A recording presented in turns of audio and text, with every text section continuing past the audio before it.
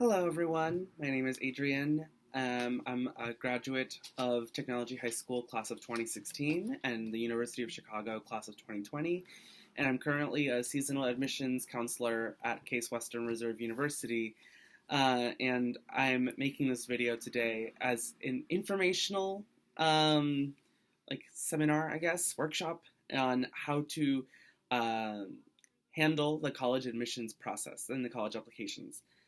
So I was planning on going in order of the way that, at least from within the admissions office, of how applications are read, to make it easier to understand for students, teachers, parents, if necessary. So we can start with the transcript, which is the first thing that is read after we see the students' majors, after we see their demographic information and the programs that they're applying to. We see the student's transcript and any supplemental information, including testing, their senior year, mid-years from the first semester or first two quarters. And so with that transcript that lists 9th through 11th grade, mainly we want to see a progression in grades. And ideally, the progression in grades would be either stable or an upward trend, with 9th being lower, but not worryingly low, and 10th and 11th and 12th going in an upward trend, in which we see more A's and B's than anything else. And depending on the college, the B's will be less admissible or more admissible. So the main thing I wanted to bring up with this is that the courses that are chosen for this transcript are very important. So depending on how selective the college you're applying to is, they're going to be looking for more college prep courses. That could be honors courses, AP courses, dual enrollment, dual credit courses through a community college or university like Rutgers University. And for those specifically, it's generally a good idea to take AP courses. Those are seen as the most rigorous courses by a lot of universities because it's a standard curriculum. Even more standard than that is the International Baccalaureate courses, the IB curriculum, which is offered at like Science Park and Eastside, for example. Under that, I would say honors courses, and on the same level as honors courses would be dual enrollment, dual credit courses, like the ones at Rutgers, the ones at ECC, for example, because it's kind of hard for a lot of selective or not so selective colleges to tell, especially if they're not from Jersey, or from the New York City metro area, how challenging those courses are. So if it's a different college that's offering the courses, it's hard to tell just how the challenge translates between those courses. But with AP, it's a standard curriculum, IB standard curriculum, so it's easy to tell, which is why I tend to recommend students to apply for try to get into AP courses, try to get into IB courses, as they tend to post the most rigor. And for these courses that are being sought, the main thing is try to take appropriate courses. So if the student is looking towards biology or looking towards something in the sciences, then the transcript should show a lot of science courses and with a lot of challenge in them. So if it's a science student, generally I would be looking for AP Bio, AP Chem, AP Physics, if it's offered in the school. And obviously all these courses, appropriateness is determined based on the school. But if the school offers 30 APs, or if the school offers 8 or 10 APs, and the student is taking these APs, it should be appropriate. And for a student in the humanities, for example, we would technically look for AP World History, US History, and AP English, AP Spanish, things of that nature. Also, an important thing to note that I have come across in my application reading is a lot of STEM-oriented students and economics-interested students that are taking AP Stats. It is a plague. Instead of taking AP Calculus, AB, or BC if it is offered at their school, thinking that it will help them with their curriculum, which is sorely mistaken, especially for the curriculum at the school that I read at Case Western Reserve, a STEM school. And my recommendation is, if you're uncertain and undecided, but you are leaning towards the STEM area or social science area, please do not take AP Stats unless you are certain that you are either a statistician or that you're going to be involved in the humanities and quantitative research in the humanities, in which case you might be able to use statistical significance and whatnot. But in most STEMmy areas, it is important to take calculus. For pre-med, calculus is going to be important. For chemistry, physics majors, calculus is going to be very important, and having proven experience with AP Calculus, especially at a technologically oriented school like Tech, it is going to be very important and very expected that you take AP Calculus as opposed to AP Stats, even if it is offered, and if it is within your power to choose one over the other.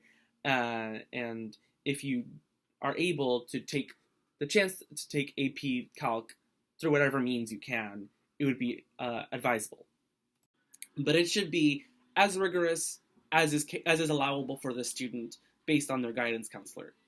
And another thing to note with transcripts is that this GPA that is given by your transcript is one measure that is used in admissions counseling offices, but more often than not, the GPA of a student will be recalculated by this admissions counseling office based on what we consider core courses. So those are mainly the academic courses that we consider English, math, social studies, science, and technically tends to exclude a lot of things like clusters, health and physical education, financial literacy, and ethics, because these courses are seen as secondary.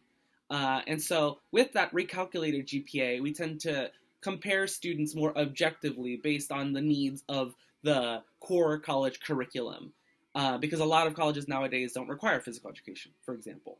So now having this standard GPA that's based on the school context and the calculated GPA that is objective and dependent on the college, it's easier to match students to what we're looking for. In terms of the transcript, there are also a few things I forgot to mention. One of the most important being that for your core courses, if at all possible, as I mentioned, you should try to stick to AP and honors courses that are offered from your school, because those are generally understood to be more seamless across different types of high schools and universities, and are understood by a lot of universities to be pretty rigorous, as opposed to dual enrollment. Those can be kind of confusing.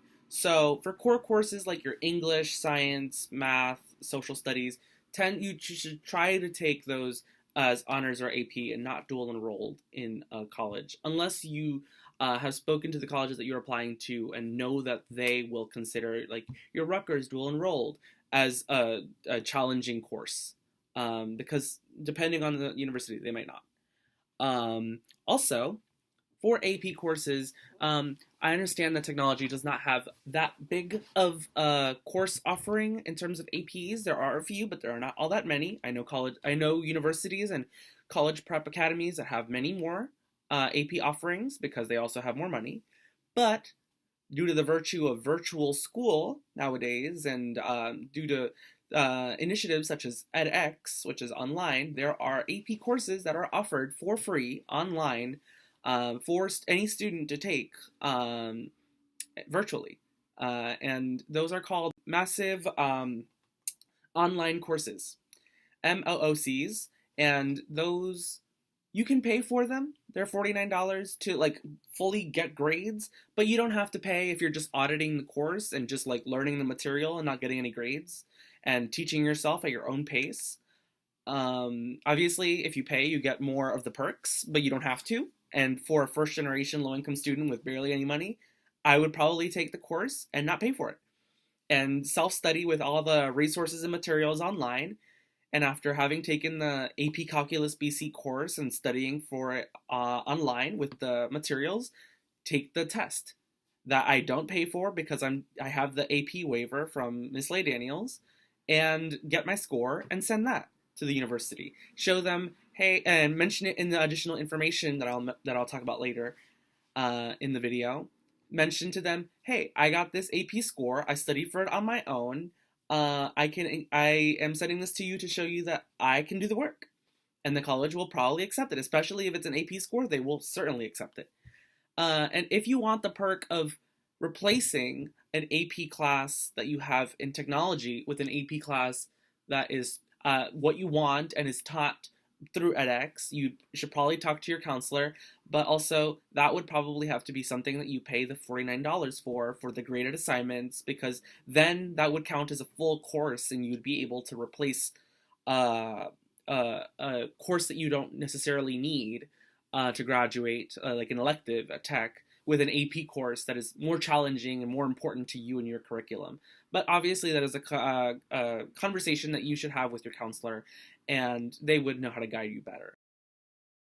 Also, it is a possibility that you will be able to take these AP courses because of the fact that you were not placed into an AP course at Tech because of low Park scores or a dip in your grades, for example, that told the technology administration that you were not ready for the curriculum of an AP course, even though you yourself understand that you yourself struggled because of an external situation and not because you don't have the actual knowledge and understanding necessary for an AP course. And in that situation, and in only that situation, in which you understand that you yourself can do the work and you will be all right with handling the rigor, would I suggest to take an AP course instead of or supplementing your technology high school education.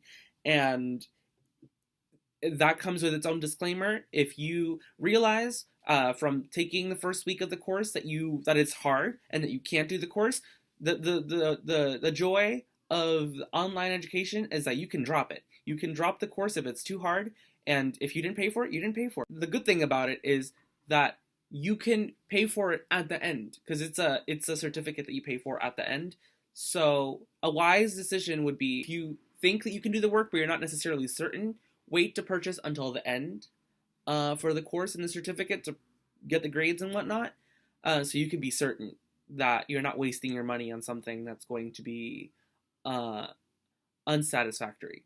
If you take an AP course through technology or through an online provider and you choose to report your AP scores, they can either help or hurt you in your application. Ways they can hurt you are, if the student has taken an AP course, for example, and has gotten 2 or 3, or honestly even 4 at some selective institutions, and the college considers those grades to be inferior or to be decreasing the rating of the student in the admissions office, that would hurt the student. Especially a 2 or 3 would really hurt a student at a more selective institution, because it's seen as barely passing or not even passing the AP test to begin with. But obviously AP scores can help, especially at schools that are considered to not really prepare a lot of students for college. Schools that we consider rarelies, in which only the top 3% of students get into college. Those courses that are offered from the high school, even if they're AP, might not be considered rigorous, even if they are AP. So testing that shows that they have gotten 4s and 5s and do have the rigor and have the knowledge, even if the courses themselves at the high school are not as strong, would be very, very beneficial. And the SAT test scores, if they're high, or and in the ACT same thing, would further help the student into getting accepted, even if the school that they're coming from is not as strong. And in that case, plays into this holistic method in which it strengthens, for example, a lower income student who comes from a weaker high school, helps them gain this acceptance into a four-year institution. And then comes the rest of the application. So in general, in the first part, there are honors and awards that are to be listed. I tend to ask students to list as many honors and awards as possible, because anything goes at this point.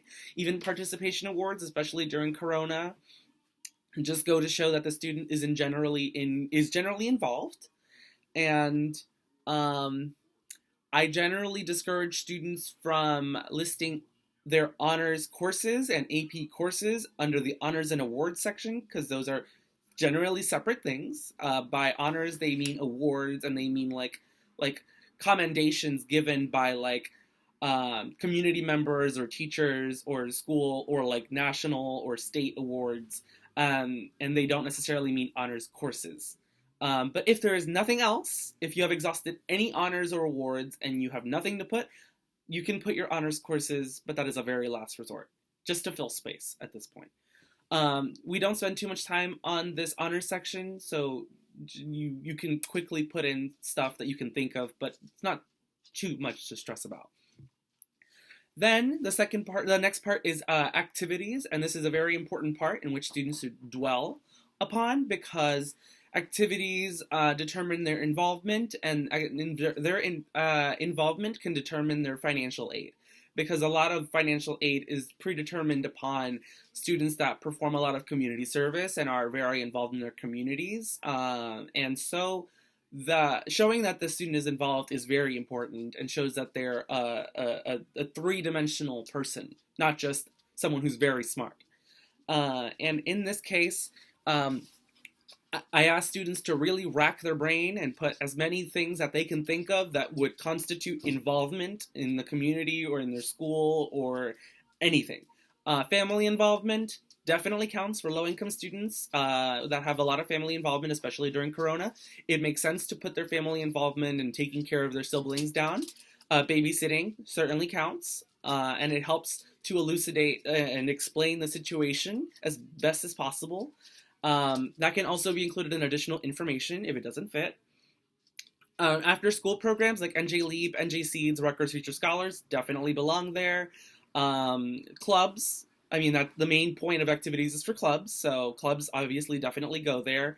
If they're in robotics, if they're in debate, if they're in drama, for example, a drama club, a sign language club, those all belong in activities.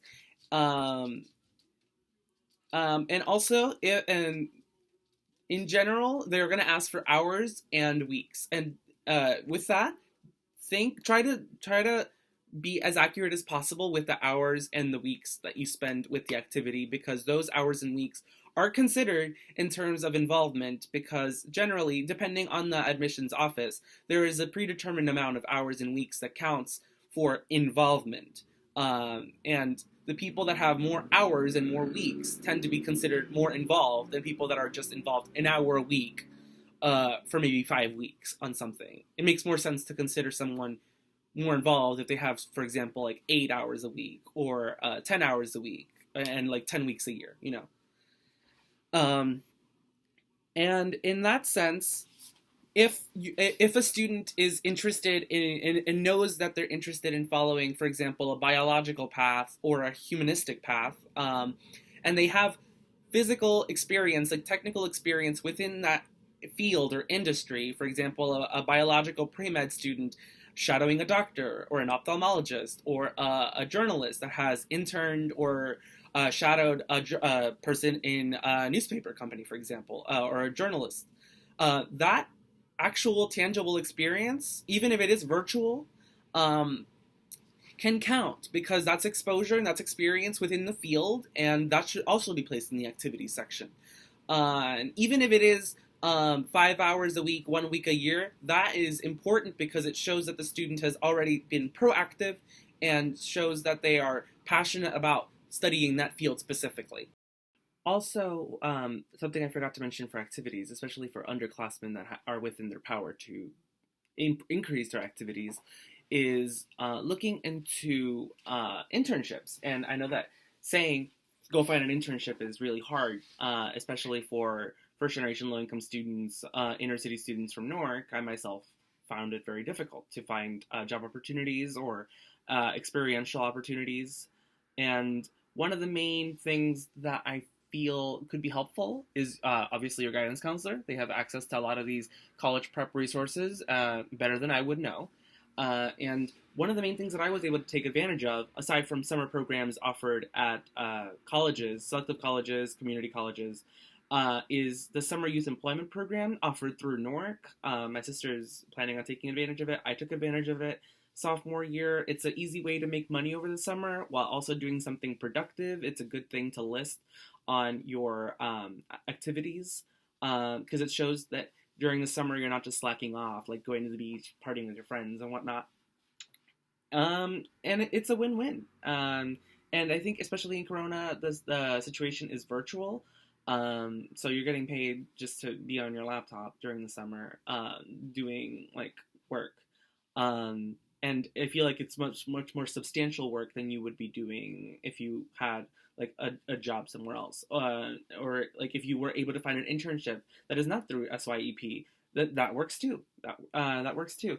Even taking like MOOC courses, which, if I haven't mentioned, is massive online courses in which you can study whatever you are interested in. If you're looking into neuroscience, you can take a neuroscience course. You can do that as well to have a productive summer, and you can list taking those courses in your activities. Obviously, you would want to put that near the end of the activities, because it's in the front and center should be the clubs and the community involvement.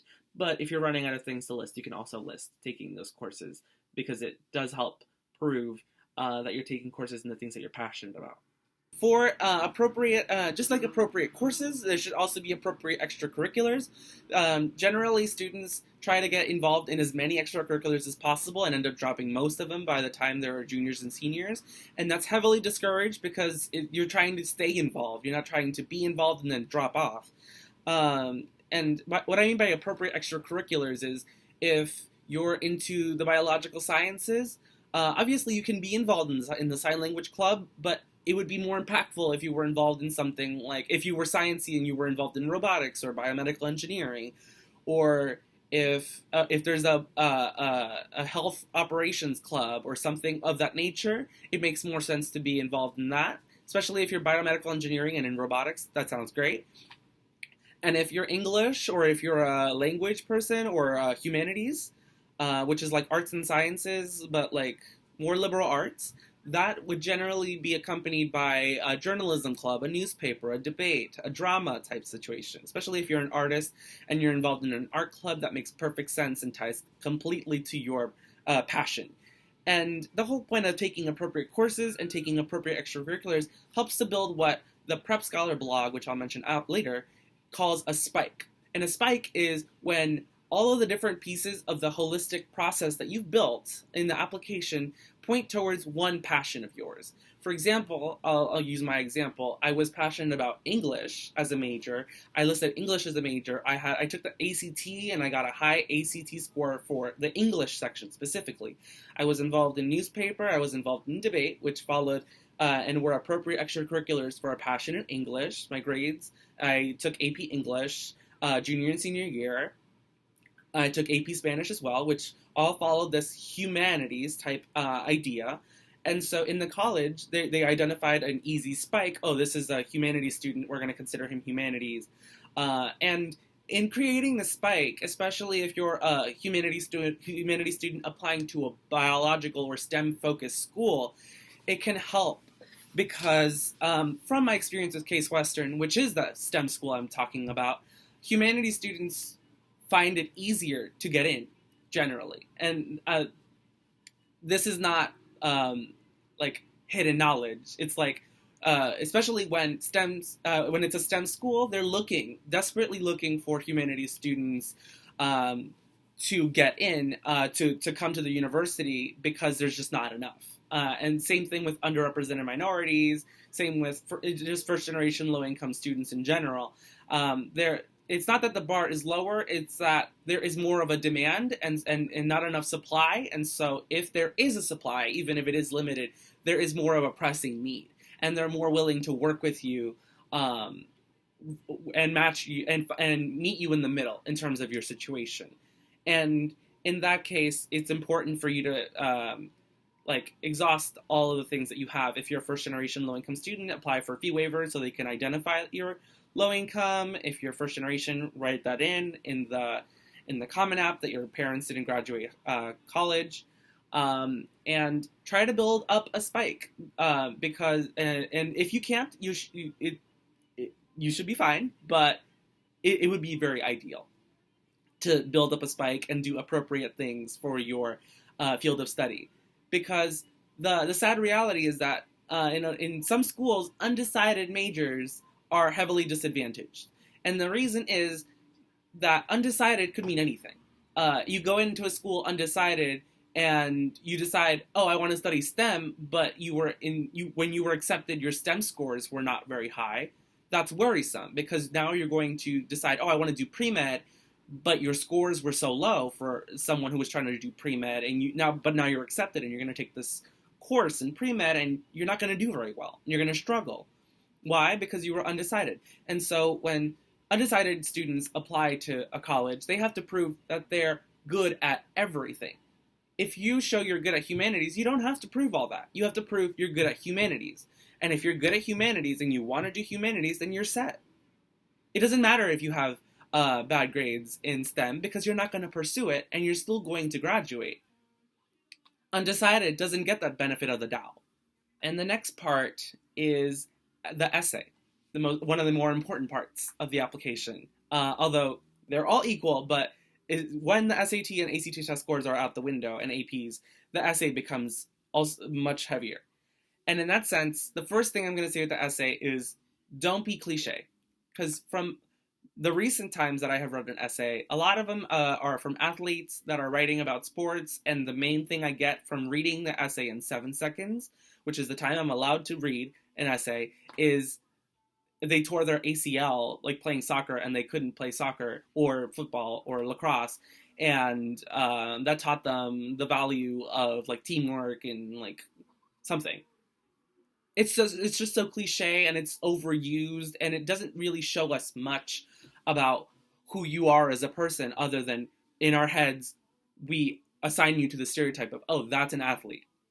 Because in 7 seconds, we have to compartmentalize an entire 650-word essay that unfortunately you took a long time to write, and we have to read it in 7 seconds because we have so many applications to go through. And especially for a selective university like the one I work at. And in that case, you don't want to be cliche. You want, if you're not cliche, then an admissions counselor is willing to spend more time on your essay, not just the 7 seconds. Because if in 7 seconds I decide, oh, this is an essay I want to read, I will spend more time. I will try to dig deeper and find what makes you unique. And if I can find that, I will consider it. I will put it in my comments. So don't be cliche because that will help us. And if you have a dip in your grades, if instead of your grades going on an upward trend or being steady, there is a bump in like 10th or 11th or 11th or 12th, you can use that space to justify that bump in your grades. Obviously, it has to be a justifiable reason. Like one of my friends had a mother who was undergoing treatment for cancer. And so she was struggling because of the family situation that she was placed in. And so there was a significant dip in the grades in 10th and 11th, which were due to her mother going through this treatment. But 9th was good, and 12th went back up. And she was able to explain how, now that her mother had gone through treatment and had overcome it, she had grown as a person, and she would be able to succeed in college. And she was able to show that even though her grades weren't as strong, her involvement was strong, the rest of her application was strong, her test scores were strong, so she was overall a good student. It was just that. And she mentioned that in her essay specifically. And that's a justifiable reason. And that's why she was accepted to TCNJ and was very successful and is now pursuing pre-med. And that's just one example of using your essay to justify your grades. That can also, if you don't want to justify it in your essay because your essay is about something completely different and it wouldn't fit, that's okay. You can include a justification for your grades in the community disruption, which is a new thing for coronavirus, explaining how coronavirus has affected you and your family or your community. And if coronavirus affected your grades, you can mention it there. Or in the additional information, you can just include a quick disclaimer explaining that your grades dipped and why they dipped and how you have learned from that, gained time management skills, just general study skills, and how that shouldn't happen again. And also, just be creative. I mean, that goes hand in hand with the don't be cliche part. If you're creative and you're unique in your own special way and bring something new to the college, a new perspective, then there shouldn't be a cliche. It should be your own. An essay that should not be replicated by anyone else. Okay, And then just and the same with the essay, there's also supplemental essays for some more selective universities. A lot of one of the more common essays for that is the why insert school essay, and those will ask you to be a little bit more specific. Some universities do it. I know Georgetown did it. I know a lot of small liberal arts colleges in the Northeast do it as well. Those ask you to be specific, and you have to do your research. And especially if you're doing an interview, also important to do your research, because those will be big determinants into getting you into that college. And it will be noticeable if you have not done your research, because the admissions counselor will be able to do a whiteout test in which they white out the name of the university if you wrote it in the essay or if you mentioned it in the interview, and that essay or interview will be generic and could be used for any other college or university, and shows that it's just unoriginal, in which case it shows that you really don't care about the college, and it's not important to you, in which case why should the student be admitted? They clearly don't fit in with our university culture, right, and our campus and our students. So you want to be very specific, and the way to be specific and like is one, doing your research online. There's a lot of resources. There's no excuse for students not to know about their college, about their curriculum, about their students, about the programs that they have. And there's no excuse for a music major to apply to a college that doesn't even have a music major. You know, you can do your research online. You can also, if you're an overachiever, or if you just want to achieve more because you're really interested in the college and you want to get to know more, there's alumni that you can get connected to. If it's a school that does not come to technology, there's a lot of schools in the area that do come to tech, and there's admissions counselors that come visit, and now virtually through Naviance, like Bloomfield College, NJCU, the Rutgers, Felicians, for example. Those come to visit technology in person, but also now virtually. But for schools that don't do that, you can talk to their alumni and get connected. I'm sure the counselors have connections with alumni at several universities across the United States. I also share connections at U Chicago, but also across a lot of selective institutions. And I'm sure if you're interested, you could contact me. I'll give you the contact information much later. But yeah, that's one resource. There's also fly-ins, which are specific programs for some selective institutions in which they will fly you out and will pay all the costs of you visiting and flying out to the location, or taking a Greyhound or whatever it may be, and you can visit the campus, learn about the campus, like eat in their dining halls, be hosted by someone in their dorms, and you pay nothing. And it's basically like you don't have to be in school for that. You can be exploring a college campus and being informed and and have the information to write good essays and do a good interview. And as I mentioned, it's a really great way to get out of school. I did it while I was a senior, and I got to visit Maine, and I got to get on a flight for the first time because I had never flown before. It was amazing. Also for essays, a few general points for students. A lot of students, I feel, because of virtual era, are having a difficulty with procrastination and keeping track of their courses. It's going to be especially important to time manage, obviously for college prep, but also for getting recommendations and essays. For essays specifically, like starting at as soon as like the summer before your senior year, because your college process is going to be hectic and you're going to need to have at least something done. And the essay is the biggest part. The 650 word essay in the college app is something that's going to take a lot of thought and a lot of deep diving, and that's something that you yourself are going to have to work on, and only then can it be edited. And so in that case, starting at the summer before your senior year is going to be very beneficial to you in your senior year. Once you're returning back to school and you're asking teachers to edit your essays. And also keeping in mind that if you do procrastinate that essay, you will have procrastinated getting the edits on that essay, which means that you will be putting more pressure on teachers that are, if I haven't already mentioned, are overworked, underpaid, and have tons of students that they're looking after in terms of class and assignments and missing grades and recs and stuff. And so obviously getting edits from those teachers is important, and so give them enough time for that and for recommendations, but also it's important to get as many edits as possible, so you can't just rely on teachers. You can, if you have community leaders, if you have a friend that you think is really good at editing essays and that or has experience, then by all means go ahead and ask them for advice, especially if they're in your field. Getting as many different pairs of eyes on your essays and on other parts of the common application might be important, especially if the teacher that you're trying to get in contact with is dealing with a lot and it doesn't have all the time they wish they had to edit your essay, even if you are their like top student. Then that brings me to my next section for recommendations. So for recommendations, it's very important, just like having appropriate courses and taking appropriate extracurriculars with an appropriate commitment and involvement, to get appropriate recommendations. If you're a biology student or if you're a humanities student, you want to make sure that your strongest recommendation is from your respective teacher. If you're bio, you want to get a good bio recommendation. If you're an English major, you want to get a good English recommendation. Also, obviously, if you're applying to a liberal arts or broad liberal arts university, for example, you want to give recommendations from a variety of teachers. Like if I was English, I gave an English recommendation, but I also gave a math recommendation because I wanted to show that I was strong in more than one area and I was flexible. But obviously, my English recommendation was much stronger, and both recommendations talked about my passion for English. And it was obviously backed up by the other parts of my application. But it's also good to show that you're flexible in that sense.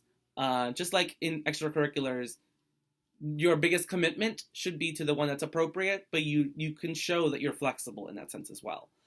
And the main thing for recommendations is the trick to getting a good recommendation is that you have to be the one to start it. You can't just go to a teacher that's overworked, underpaid, and that is dealing with a caseload of students in their class, but also students that are other students that are asking for recommendations, asking for grades to be posted, etc., and just expect them to give you a good recommendation from their knowledge of you, which may or may not be limited, because they may or may not know you all that well. And it depends. Even if you're a well-performing student, they might not know you all that well, in which case, and even if it's not that case, you should still give them an outline of that shows why you as a student are strong. And specifically, what we look for in recommendations are the aspects of studenthood, citizenship, and positive personality. And to make it simple, studenthood just means, how am I a good student? How do I show that I am good as a student?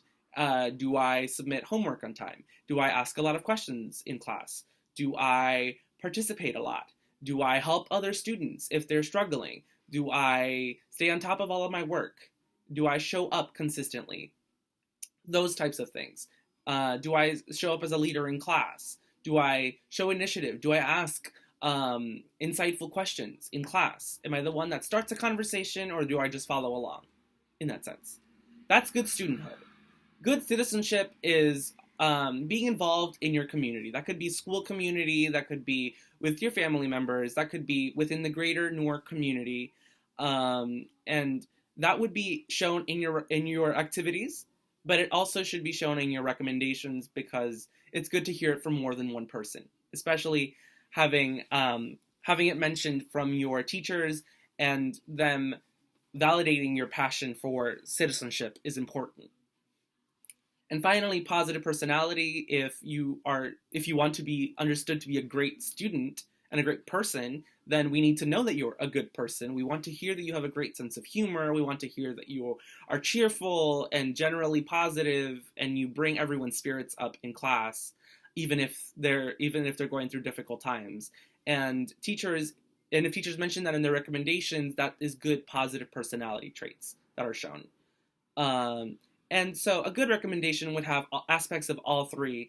And if the recommendation is, one, not strong because the teacher is just repeating your resume and just talking about your grades, talking about your involvement simply without giving us anything new, then we consider that a flat recommendation, and it's not really helpful. But if the teacher, instead of giving us this essay, which is repeated information, gives us bullet points that tell us this is how the student shows that they're a good student, this is how the student shows that they're a good citizen, and this is how the student shows that they have a very good personality, and like specifically puts those as headings and then gives the examples as bullets, then that's a good recommendation, and it gives us everything we want to see quickly and easily accessible, like ready for us to move on and check off those boxes because they're just check marks. Also, for recommendations, it is kind of important for us, especially if there are unreleased AP scores for students that are taking AP. If the student themselves haven't received the AP scores, it is possible that the teachers themselves might have already received access to them, and could share that with admissions counselors, in which case it is important for teachers themselves to release those AP scores, especially at schools that are few, like technology, which is a 10% school because of the AP, ACT, SAT score range, but more especially at a rarely school like a comprehensive Behringer or a Shabazz, for example. In those schools, it is very important for those teachers, if they can report AP scores that are unreleased, to report those. Obviously, consider the situation if the score is low and if the student has mentioned that they're applying test optional, or if you have an inclination that they're not going to help the application, don't mention them. But if they're very positive AP scores, then obviously do go share. 4s and 5s being shared in an application might just be the reason behind an admit. And also, if there's any extra involvement that the student has not shared in their activities, which they should have in the activities, but also in the additional information, including hours and weeks, so that we can calculate involvement, it would be great to see that extra involvement in recommendations from teachers. There's been a lot of times where students will underreport their involvement or will be kind of humble, and we're not looking for humble. And teachers have been quick to show us that the student is actually a leader in debate as opposed to just a participant, and that makes a difference for financial aid, for getting accepted to a college, etc. And specifically for athletes, in terms of recommendations, going to be frank, I don't really want to see physical education, like athlete coach recommendation, as the first one. It's not helpful most of the time, unless you're a star athlete, unless you have like gotten to states, regionals, or nationals in your sport, and you're like if you're like trying to get into Olympics or something. I don't know. Like unless you're a star athlete, you should not have a recommendation from your coach.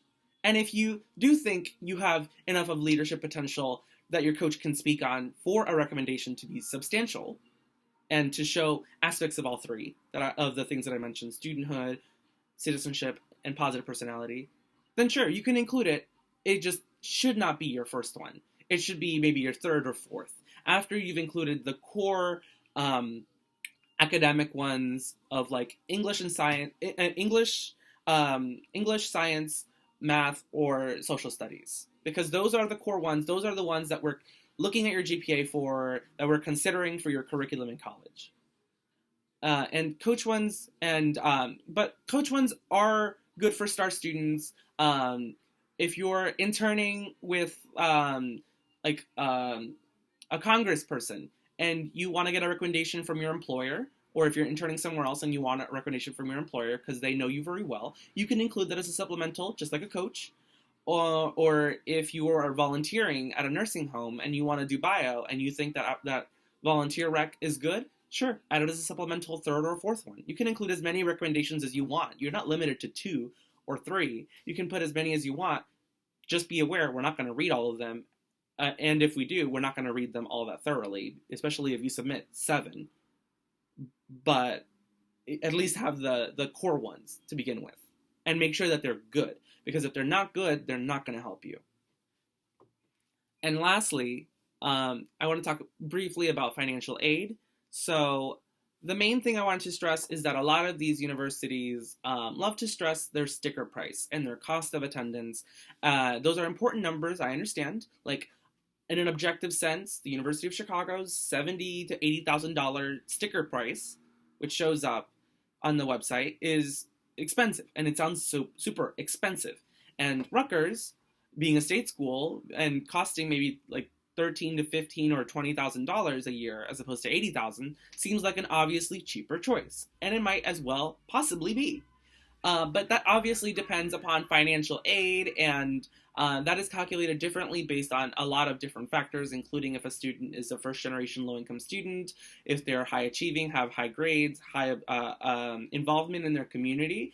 And there's different types of scholarships and financial aid that can be given. There's grants, which are just given to you from the university because they know you need money to go. Those grants. Scholarships are given to you because you have high grades, you're highly involved, or you're really good at music, really good as a scholar athlete, and they'll give those to you specifically for that. Or if you're from like the state of New Jersey and there's a scholarship for New Jersey.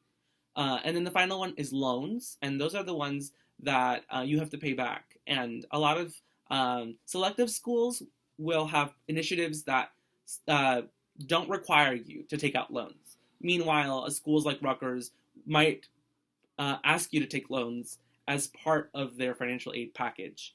And so taking that into consideration is important, and an easy way to figure out what the actual price will be as opposed to what the sticker price is by going on the website of the college, for example, and like a Hampshire College or University of Chicago or Harvard or something, and going on their net price calculator.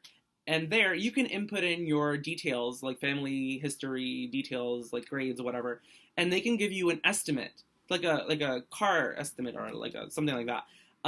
And it will tell you, yeah, our sticker price is $70,000, but if you have like a 3.0 GPA and you're first generation, your parents have never gone to college, you make less than $60,000, yeah, you're going to get a full scholarship if you get accepted.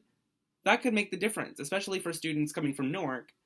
And that's what happened to me. I was a first generation low income student, and I got accepted through UChicago, obviously through Questbridge, but even if I wasn't accepted through Questbridge, I would have still gotten a full scholarship that met all my need and without taking zero loans, solely because their financial aid awards are just so generous as compared to like a Rutgers. If I would have gone to Rutgers, even if I would have had EOF, even if I was in the honors college, I would have still probably have taken out loans.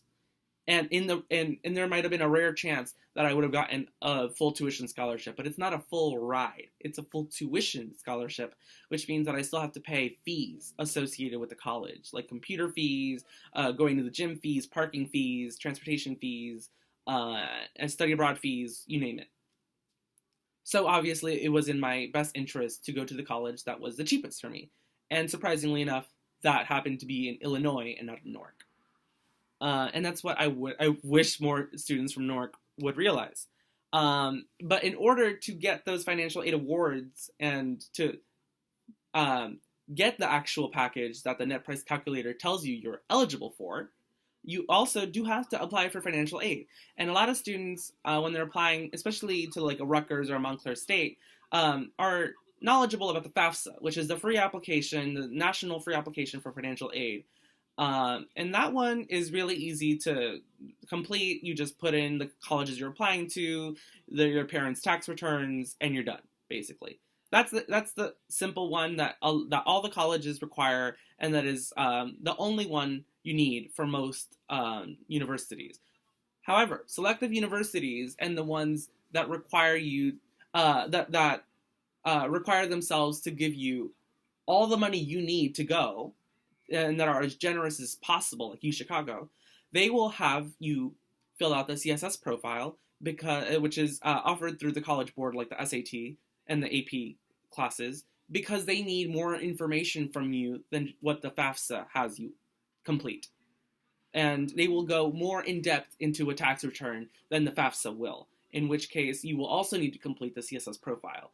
And it is No, it is not as easy as you would think it is, and it can be fairly complicated, although the CSS profile has made it somewhat easier by referring to specific lines in tax returns. So you can just look at the line on the paper and type in the number you see on that line on the website. So it has gotten a little easier, but if it is still confusing, because a lot of these situations are very specific to situations that a lot of rich people do have, you can probably talk to your guidance counselor, or you could talk to me. I've completed the CSS profile myself. And just to be honest, for first generation low income students, then almost every number is going to be 0. Because I myself did not own a farm. I myself do not own a business. I myself do not have money in offshore accounts. So those money amounts are going to be 0.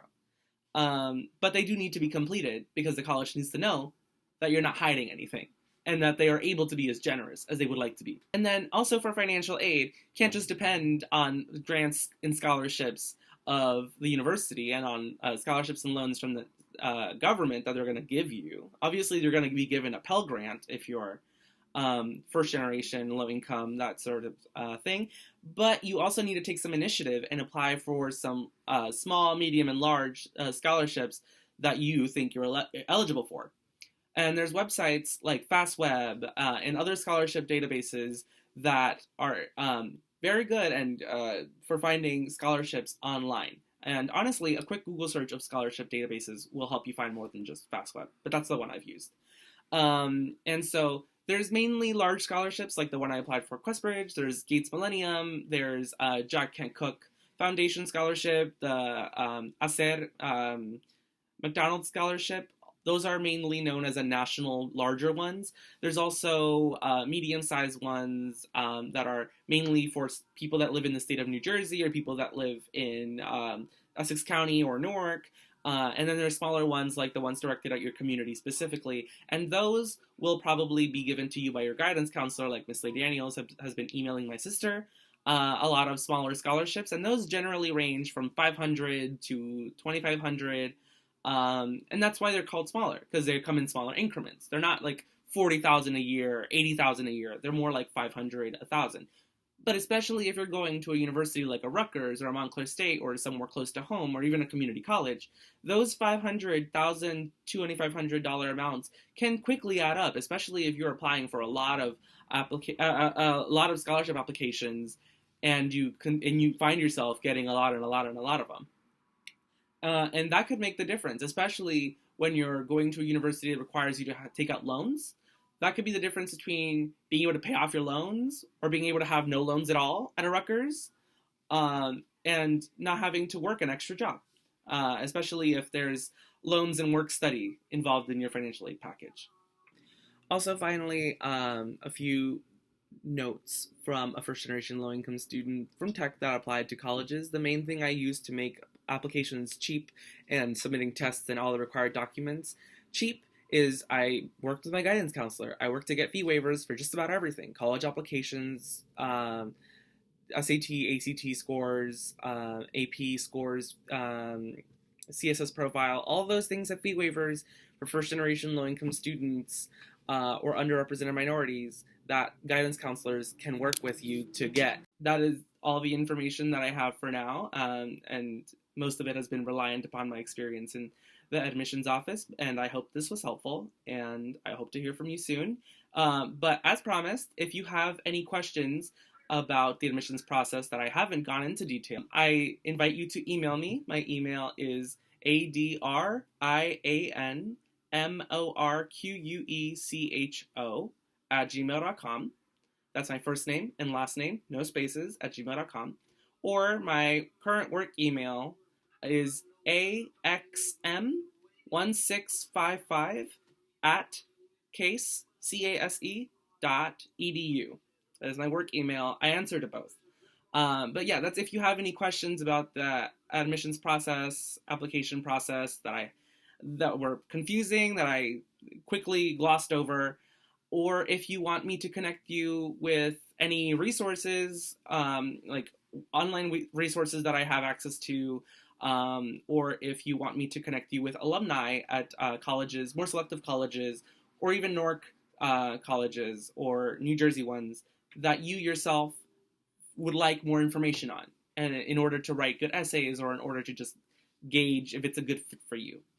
And I would invite you to connect with me, or connect with also your guidance counselors, or family members, friends that have gone to the colleges you want to get into, because they're all insightful into getting to know the colleges that you're planning to apply to. Yeah. I hope this long video was helpful.